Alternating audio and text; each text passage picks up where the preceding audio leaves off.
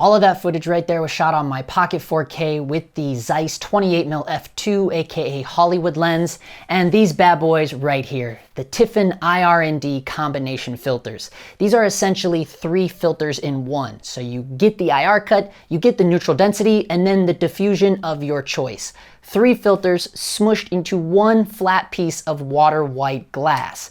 This one right here is Tiffen IRND 1.2 plus half glimmer glass, and this is Tiffen IRND 1.2 plus 1/4 black pro mist. We are going to be comparing these Tiffen IRND combo filters with the rest of my ND filters in my kit.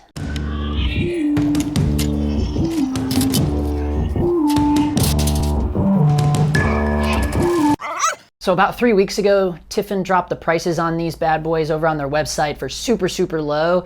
And shout out to the homie Johnny Sepulveda for shooting me the link to those. They are pretty dope. However, they come with some pretty hefty workarounds, and we'll be looking at that today.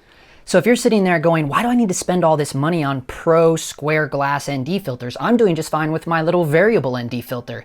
And to that, I would highly recommend you check out the latest video that I dropped over on the Dog Times Patreon.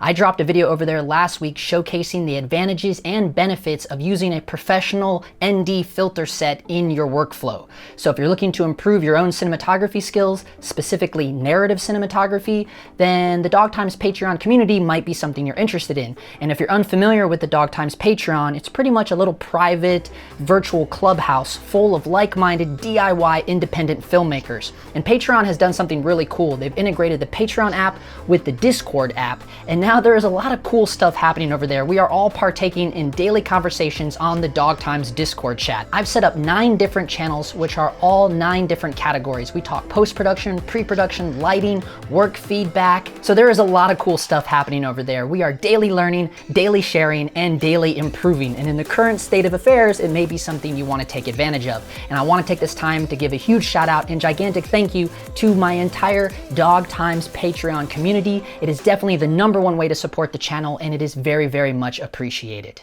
Okay, back to the nature at hand. So the first thing I noticed when I took these Tiffen IRND combo filters out of the soft case, I noticed right away they have a pretty strong green tint to the glass overall, which is sometimes very common with IRND filters. But however, if I compare these to the glass inside of these Firecrest IRND filters, Firecrest is more of a top of the line IRND, you'll notice that these ones barely have any green tint in the glass whatsoever. And then when I popped these Tiffens into the matte box, I instantly noticed an extreme color shift in my image. Now, when talking about this color shift with IRNDs, there was a time when that was very common with all IRNDs across the board. However, nowadays, if you look at something like the Schneider Rhodiums or the Tiffen Nat, the natural NDs, or even the Firecrest IRNDs, with the technology, it's come a long ways, and color shift is kind of a thing in the past. But if you're shooting in RAW or BRAW, or even have the time to dial in the color on the day using RGB Parade and the vector scope,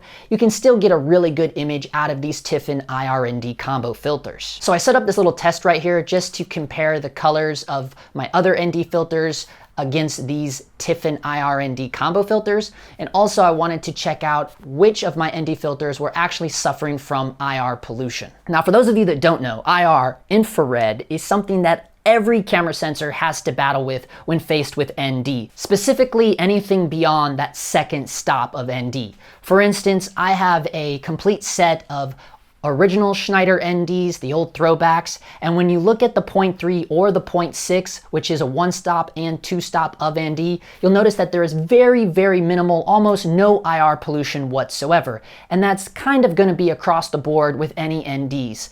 In the first and second stops of neutral density, you're not really going to be looking at any IR pollution. But as soon as you jump to that third stop, the 0.9, that is where things start getting a little murky. So this right here is the Schneider 0.9, and check out what's happening with my hat. And you can really see the difference when we compare it to the original image. Now, a lot of you might be thinking, well, none of this infrared stuff applies to me because I have a little trusty screw-on UV IR cut filter. And this is a very common misconception as well. The UV IR screw-on filters actually do nothing because they're placed behind the ND filter, and I've demonstrated that right here. So here you will see the Schneider 0.9 without any UV IR cut screwed onto the lens, right next to the Schneider 0.9 with the IR cut screwed onto the lens. So these little screw-on UV IR cuts are really only useful when they're combined with a camera that has a built-in ND. The light has to go through the IR cut first, then the ND. That's why when you see something like these Tiffen hot mirror IRNDs, the hot mirror faces the outside because that's the whole point of the IR cut, to reflect the light. But I don't really think the hot mirror IRNDs are a good idea for cinematography use because I can't imagine any scenario where blasting reflected sunlight into your actor's face is ever going to go over very well. So taking all of that into consideration is why I kind of thought these Tiffen combo IRND filters would be a good idea, especially because I'm so into using diffusion filters on my lens, and it's always best to shoot through the least amount of glass as possible. So if you were operating on a different mindset and you thought, well, I don't care, I already own all three of those filters, I'm gonna take my UV IR cut, screw it directly onto the lens, and then I'm gonna drop my quarter black Pro Mist into the matte box, and then I'm gonna drop my 1.2 ND filter in the matte box. So here's a comparison where I compared shooting through 3 stacked filters versus just the one Tiffen IRND combo filter. And now back to the more formal tests. So here is the Format High-Tech Firecrest IRND, and you'll notice that this one has very minimal IR pollution. And I do want to remind you that this is a 1.8 IRND, so this is 6 stops. And as I said before, the higher up you go in stops of ND, the worse IR pollution you're going to get. So this is actually quite impressive out of this Firecrest IRND.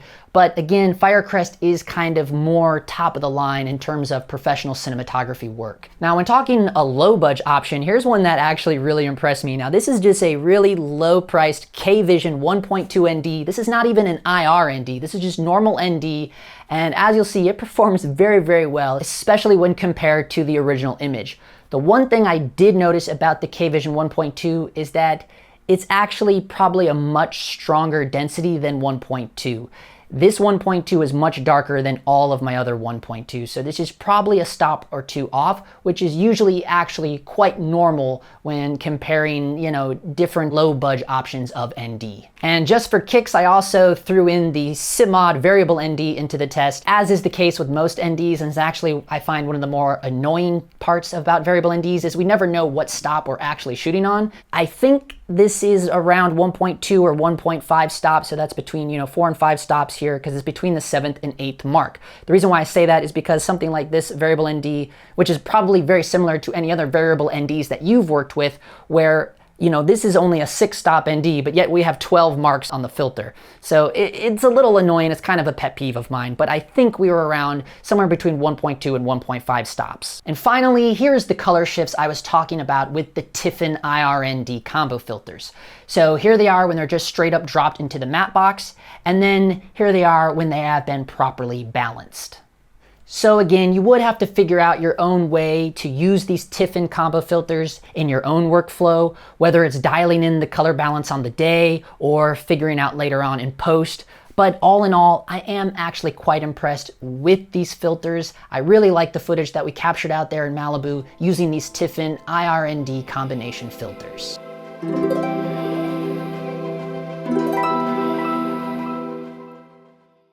Hey, if you're a fan of the channel and like to support, there's a couple different ways you can do that. The first and easiest way is to just hit that subscribe button and be sure to hit the bell so you get the latest videos as soon as they're dropped.